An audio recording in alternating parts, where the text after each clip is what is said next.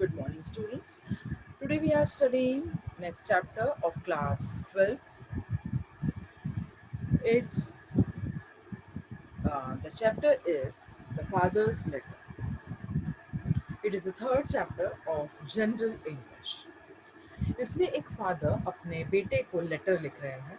ठीक, अब बेटा उनका गया है जैसे हॉस्टल में रहने के लिए, बोर्डिंग्स पर रहने के लिए जाते हैं, तो वहाँ पर फादर अपने बेटे को लेटर लिख रहे हैं और बता रहे हैं कि क्या क्या लाइफ में उन्हें करना है, कैसे करना है, कुछ सिखाने की कोशिश कर रहे हैं। तो हम देखते हैं, हमेशा लेटर शुरू होता है माय डियर लिटिल फेलो, या जिसको भी हम माय डियर कर रहे हैं तो वो बोल रहे हैं my dear little fellow, you are now going to settle at school. अब वो बोल रहे हैं कि अब तुम एक स्कूल, इस स्कूल में सेटल होने जा रहे हो and may consider that as your first entrance in the world. अभी तक क्या था, घर में थे, घर में मतलब घर की दुनिया में थे, अब आप बाहरी दुनिया में पहला कदम रखने के लिए जा रहे हो। As my faith is no indifference, ऐसे कोई ज्यादा अंतर नहीं है घर की दुनिया बाहर की दुनिया में, and may not be with you long.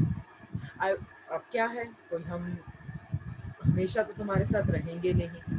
I wish to leave you some advice for your conduct in life, इसीलिए अब हमेशा तो मैं तुम्हारे साथ रहूंगा नहीं, बाहर की दुनिया में तुम्हें हमेशा अब अलग से अकेले काम करना होगा।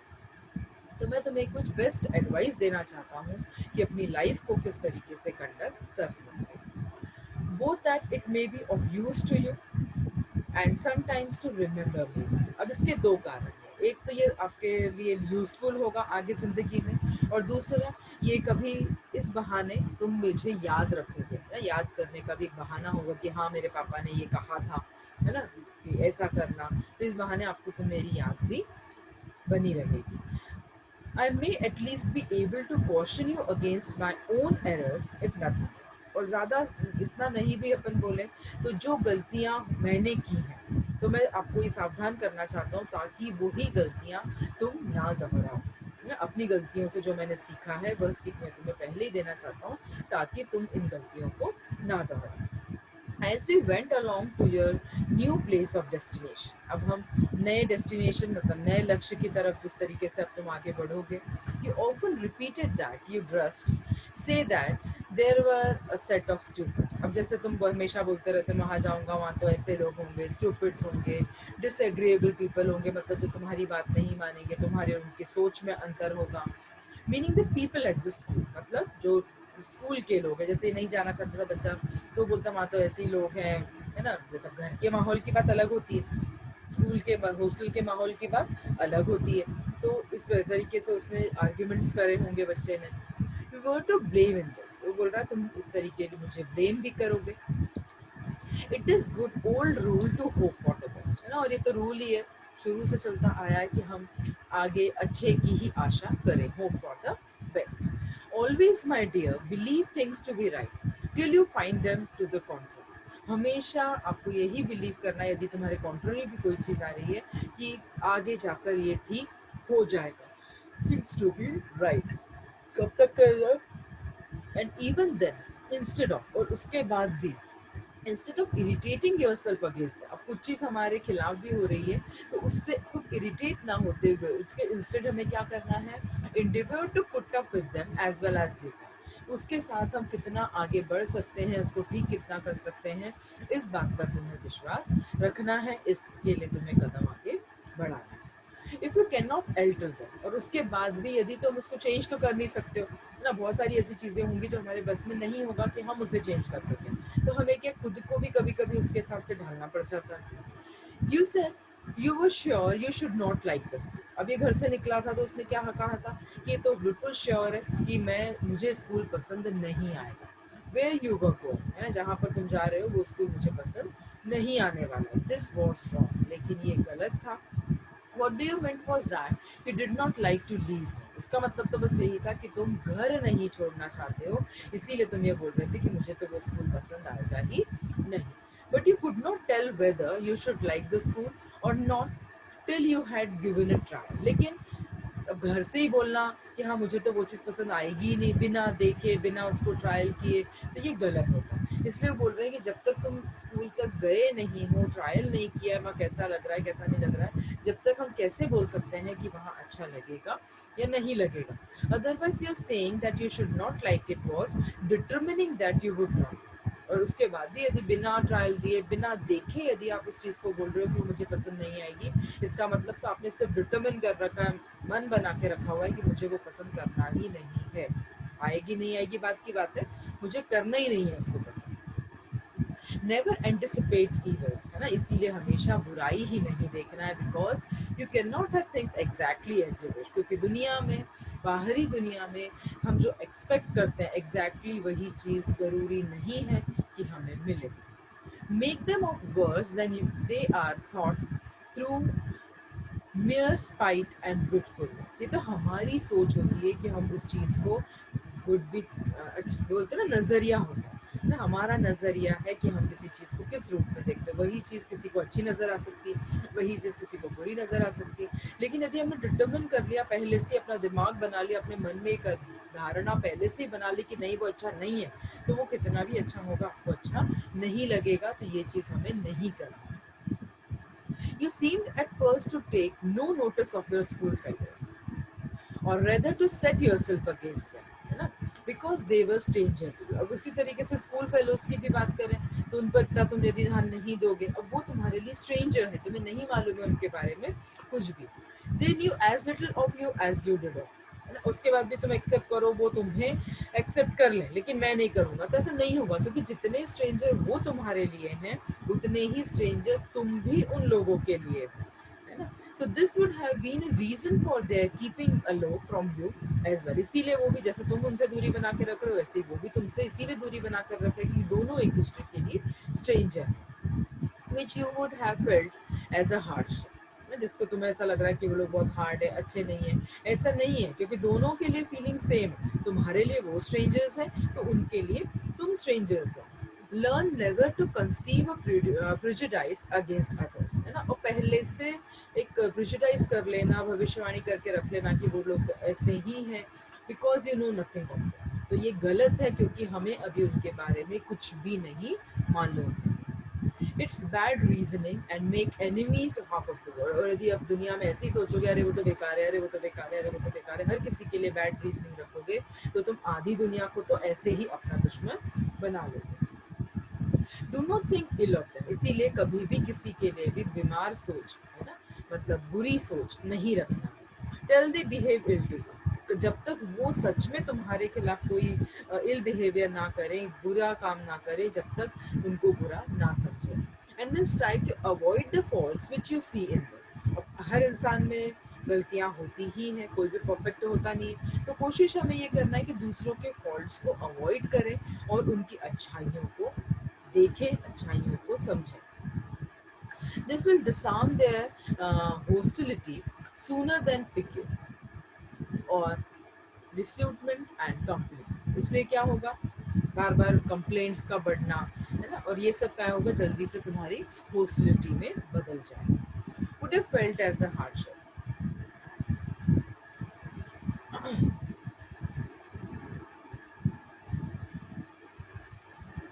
I thought you were disposed to criticize the dress of some of the boys as not so good as your own. अब अगली चीज, हम जैसे बाहर तुम जाओगे, वहां पर दूसरे बॉयज मिलेंगे. अब तुम बड़े खानदान के हो, तुम्हारे ड्रेसेस, तुम्हारा ड्रेसिंग सेंस सब कुछ अलग है. दूसरों के ड्रेसेस को देखकर, है ना, कपड़ों को देखकर उन्हें, अरे इसने तो इतने गंदे कपड़े पहने, अरे ये तो बहुत अमीर है, तो गरीब है, इस तरीके से क्रिटिसाइज नहीं करना है. Never despise anyone for anything that he can not है. जो जैसा है, अब गरीब है तो गरीब है, अमीर है तो अमीर है, जो जैसा है वो खुद उसमें कोई कैन नॉट हेल्प इट. तो इसीलिए दूसरों को उस बिना पर, उस तराजू पर रखकर नहीं तोड़ना है. Least of all for his poverty, सबसे ज्यादा तो किसी की पावर्टी को लेकर, गरीबी को लेकर उसको उस तराजू पर, गरीब है तो अच्छा नहीं ही होगा, ऐसा नहीं सोचना. You would wish you, sorry, I would wish you to keep an appearance yourself as a defense against the ideal scenes of the world. मैंने अभी तक क्या विश किया है कि तुम पूरी दुनिया में, है ना, आइडियल बनो, but I would not have you value yourself above. लेकिन इसका मतलब ये नहीं है कि तुम खुद की वैल्यू ही करना भूल जाओ. I hope you will neither be the dupe nor victim of vulgar prejudices, है ना. इसीलिए तुम पहले से ही अपने प्रेजुडाइज, पहले से ही अपनी धारणा बना लो और खुद उसके विक्टिम बन जाओ. मैं ऐसा नहीं चाहता हूँ. Instead of saying above, never despise anyone for anything that he cannot help. सबसे मेन चीज, किसी को भी जो अब जो जैसा है ना, वो ऐसा क्यों है इस बात पर, क्योंकि किसी का भी खुद पर तो इस चीज के लिए बस चलता नहीं है ना, तो इसके लिए उसको डिस्पाइस नहीं करना है. I might have said never despise anyone at all. इसीलिए कभी भी किसी को भी बुरा नहीं समझना है बाहरी चीजों को देखकर. For contempt implies a triumph over and pleasure in the ill of others. ये सोच भी नहीं रखना. तो कुछ लोग ऐसे होते हैं जो दूसरों के दुखों को देखकर, दूसरों की बुराइयों को देखकर खुद खुश होते हैं, है ना, तो ये नहीं करना है. It means that you are glad and congratulate yourself on their failings or misfortunes. मतलब यदि सामने वाला फेल हो रहा है तो अपन पास हो गए तो खुद को अरे बात अच्छा, चलो मैंने तो कर लिया, ये नहीं कर पाया, है ना. दूसरों का मिसफॉर्चून आ गया, किसी बात से दुर्भाग्य हो गया, अरे अच्छा हुआ मेरे साथ ऐसा. इस तरीके से खुद को कॉन्ग्रेचुलेट करना या खुद को ग्लैड करना गलत बात है. The sense of inferiority in others, है ना, वो तो नीचे हैं, मैं ऊंचा हूँ, ऊंच नीच की भावना without their indirect approval of your self love is a painful feeling and not a exalting. You complain since that the boys laugh at you. उसके अलावा तुमने ये कंप्लेन की थी कि बच्चे तुम पर हंसेंगे and do not care about you, है ना, तुम्हारा कोई ध्यान नहीं, हाँ होगा तो होगा, ऐसा करेंगे. And that you are not treated as you were at home. अब घर जैसा ट्रीटमेंट तो बाहर मिलना नहीं है. अब घर में तो क्या, मम्मी बिल्कुल हथेली पर रखती हैं, पलकों पर बिठा कर रखती हैं, हर चीज़ हाथ में, हर चीज़ पहले से अच्छा होना चाहिए. अब बाहर जाके तो आपको ऐसा ट्रीटमेंट मिलना नहीं है my dear. That is one chief reason for your being sent to school. और यही चीज़ें आपको बाहरी दुनिया की सिखाना है, यही मेन रीजन है कि आपको स्कूल भेजा जा रहा है बाहर. To inure you betimes through the unavoidable rubs and uncertain reception you may meet in the life. क्योंकि आगे जिंदगी में, है ना, जो भी अनअवॉइडेबल थिंग्स होने वाली हैं, अनसर्टन काम होने वाले हैं, उनसे फेस करने के लिए आपको अभी से, यदि तुम बाहर जाकर सीखोगे बचपन से, तो ही तुम उसे आगे जाकर की लाइफ में फेस कर पाओगे. You can not always with me, है ना, हमेशा मैं तुम्हारे साथ, तुम्हें बचाव के लिए तुम्हारी ढाल बनकर नहीं रहने वाला हूँ. And perhaps it is as well that you can not, है ना, और तुम ये चाहोगे भी नहीं हो ऐसा हो. But you must not accept others to show the same person about you as I show. लेकिन घर में जैसा आपको माहौल मिल रहा है, पिताजी बिल्कुल हथेली पे रख रहे हैं, हर चीज़ आगे आगे करके दे रहे हैं, मम्मी ऐसा सब कुछ करके दे रही है, और यही चीज़ यदि आप बाहर एक्सेप्ट करो कि मैं हूँ तो मुझे तो सब चीज़ वैसा ही होना चाहिए, मुझे तो वैसे ही ट्रीटमेंट मिलना चाहिए, तो ये सोच जो है, ये एक्सपेक्टेशन जो है, तुम्हें नहीं रखना है. You have, but you must not accept others to show the same concern about as you do. जैसा मैं रखता हूँ या घर वाले रखते हैं, वैसा एक्सपेक्टेशन नहीं रखना. You have hitherto been a spoiled child. नहीं तो क्या होगा, एक spoiled child बन के रह जाओगे.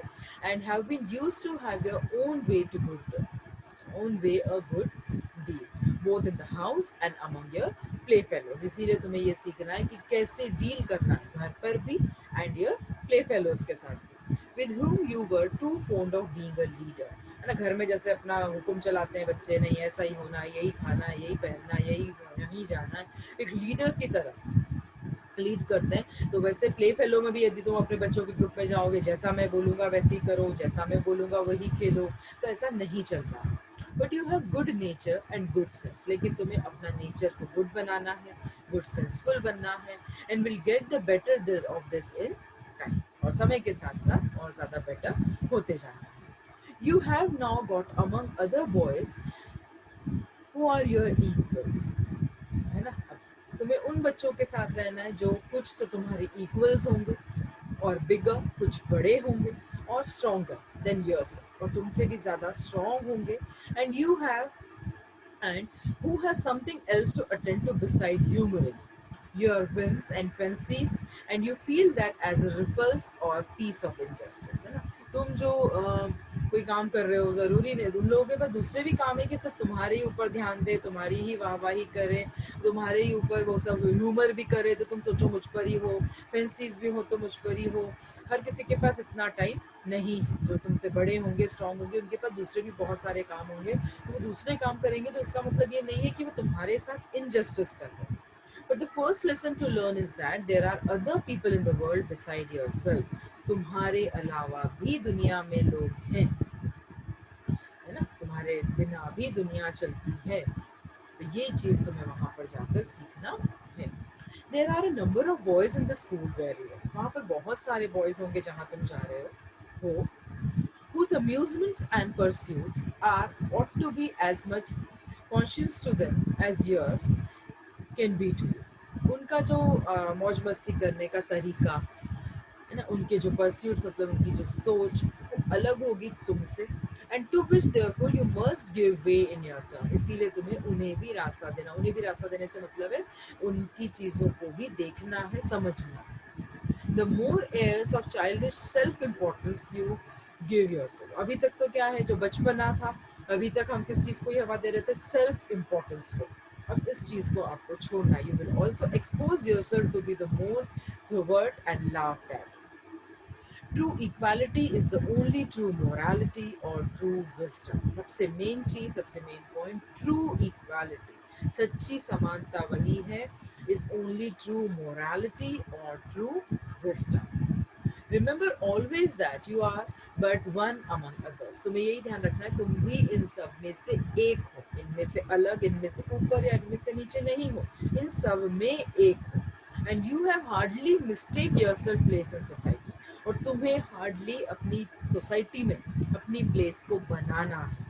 इन your father's house you might do as you please. अब अपने खुद के घर में, मतलब अपने पिता के घर में तो क्या है, जो करना है, जैसे करना है, जब करना है, यानी क्या बोले, एक लीडर की तरह हम करते थे।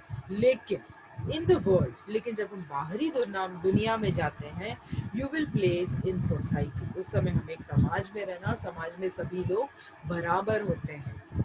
इन your father's house you might do as you please, है ना, जो करना है, जैसे करना है।